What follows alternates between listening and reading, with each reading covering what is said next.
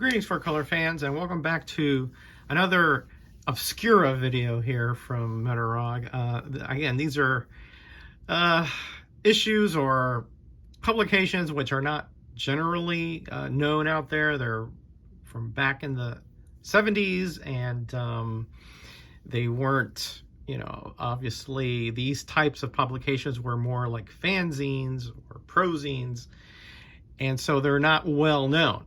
Unless, of course, you're a big fan of Charlton and these creators, etc., then you might have, like Charlton 66, for example, then you might have some good ideas about what these are. But they are just so awesome and so special. I just wanted to make a video to showcase them, just in case you're interested. And I think a lot of people would be interested in see the variety in these Charlton Bullseyes. Again, these started in 1975, and the reason I really like them is that when Charlton had to cancel, or there were issues with some certain stories, a lot of them ended up here in Charlton Bullseye.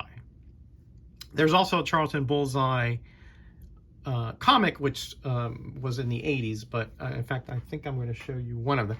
But these were actually published by the CPL gang from Indianapolis. First of all, here you have a really cool cover here, Captain Adam and the Ghost.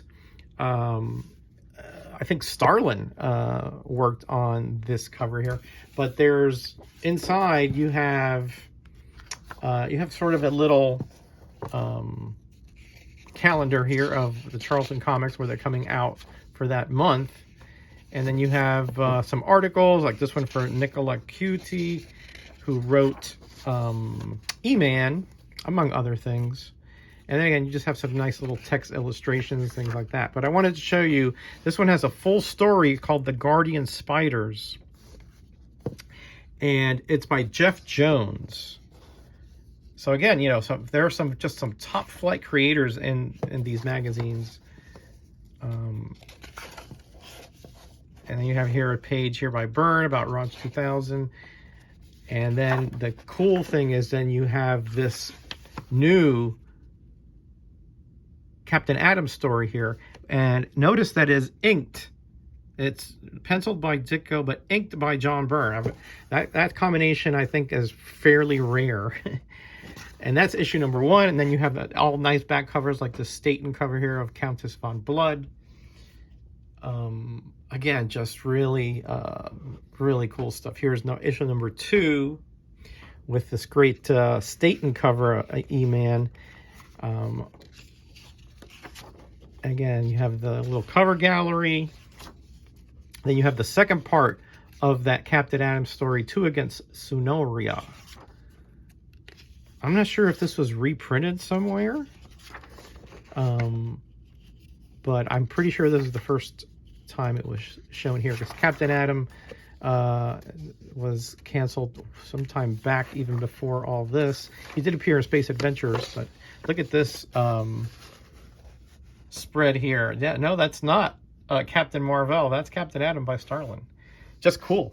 Very just cool stuff. I don't even know what to say. Again, more articles on some of the characters, some of the hosts, and so on and so forth. There's a nice, cool Doomsday +1 by Byrne fan page, and then you have this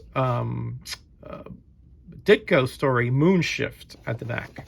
Again, I don't think this saw the light of day anywhere else. Might have been reprinted, but I didn't know of it. And of course, here you have back cover. Now, this one is really, really special because Yang, which was a character here published back in the 70s, was a Chinese, essentially he was a refugee in the Old West, right? But that was sort of a backup because the original idea was to do a Korean in the Old West by Sanho Kim. But when he did the writing and the art. And when he sent the art from Tokyo, where he was living, to the United States, it got lost. So it was too late to do, you know, to redo it and all that. So Charlton had Joe Gill and Warren Sattler do Yang. But guess what? Eventually that art and story made its way to Charlton. But again, by that time, there was no space for it. So they published it here. Again, I'm a big fan of Sanho Kim Samho. And here's the whole, well, it's 2 parts. It's called Wrong Country. So this would have been Yang if it hadn't gotten lost. Great stuff here. Very cool art. There's got the rain there. Great line work by Kim. Okay, I'm going to keep going here because otherwise I'll just be ogling this. It's a full length, as you can see, story here. And then you have back here Yang and Judo Master. Number 4, and there you have E-Man. Again, his title was canceled, but a story was already written and drawn by Nicola Cuti and Joe Staton, so it appeared here. Cool. A huge fan of E-Man. Of course, it's not in color like the comics, but it works. And here you have full-page spread kind of thing by Frank Thorne, of all people. Yeah, that's kind of unusual. And then you have the Doomsday Plus One that was canceled by Byrne, and that's a 2-parter called Time Slip, and that also appeared here in 4 and 5. So again, if you're a fan of Byrne, these are, yeah, I'm not going to say must-gets, but boy, pretty close. And then if you're a fan of The Question and Alex Toth, yes, Alex Toth joined the Charlton at some point here and did number 5. So here we have a new Question story by Toth. Just cool stuff here. Big fan of Toth, of course. One of the greats, actually, in comics and in strips. And then you have so again, articles on Flash Gordon and Phantom, and then you have this full-page spread here, full centerfold of Flash Gordon with that snake. It looks like by Mike Nasser and Jack Abel. So cool stuff. And then you have the second part of that Doomsday Plus One story, and you have this nice Byrne cover with all the Doomsday guys back there.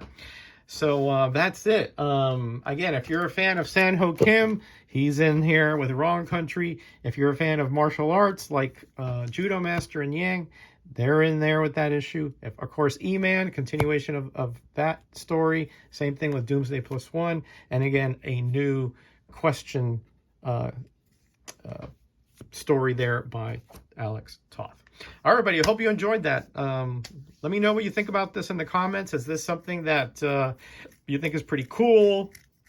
It's obscure, I know that for sure, but it's just something that I thought I'd share with the community because it's just not that well known.